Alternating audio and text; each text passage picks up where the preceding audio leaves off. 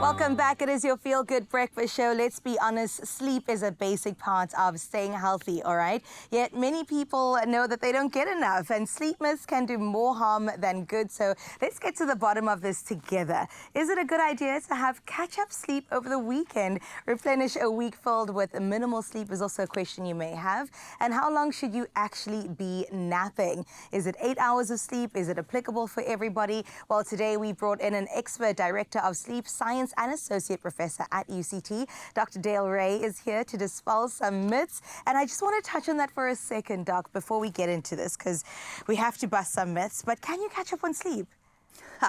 That's a really good question. Yeah. The reality is a little bit, but definitely not all of it. Okay. Yeah, so we can go into the details of that maybe just when we're thinking about how much sleep we each need.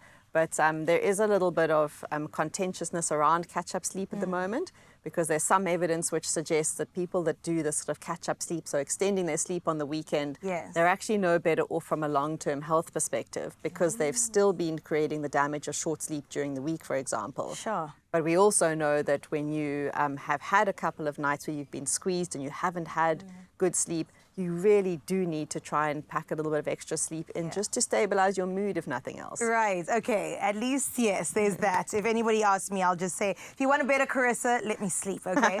Let's get into the first myth to bust. We all need a solid 8 hours of sleep every night, no matter what. I would say true, but it doesn't always happen. I would say not so true. Okay, tell me more.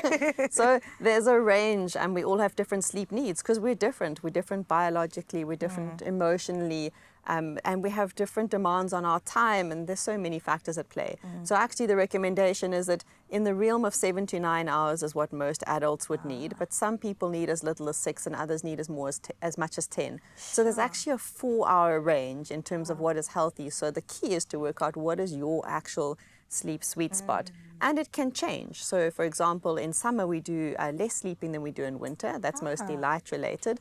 But when we're sick, we'll sleep more. When we train a lot, when we have a lot of exercise that we do, we'll definitely sleep more. And once we've paid back sleep debt on our holiday, we're going to start to sleep less again. Right, I love that. Paid back the sleep debt. Okay, here's another one. Snoring is normal, and we should just get used to our partners waking us up. I would disagree. I don't think snoring is normal.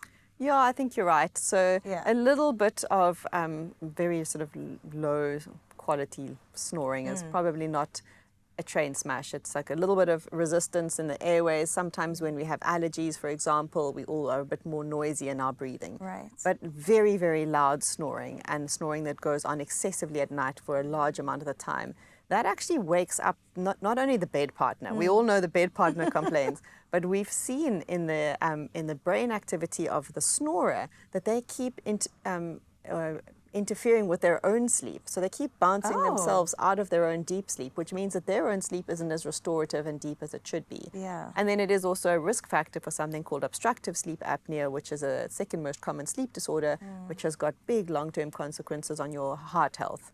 So for these perspectives, we do like to check it out if it's pretty noisy. Okay, wow. I know lots of people are saying, I got to call up my doctor now. How about sleeping with the light on is harmless and good for the brain?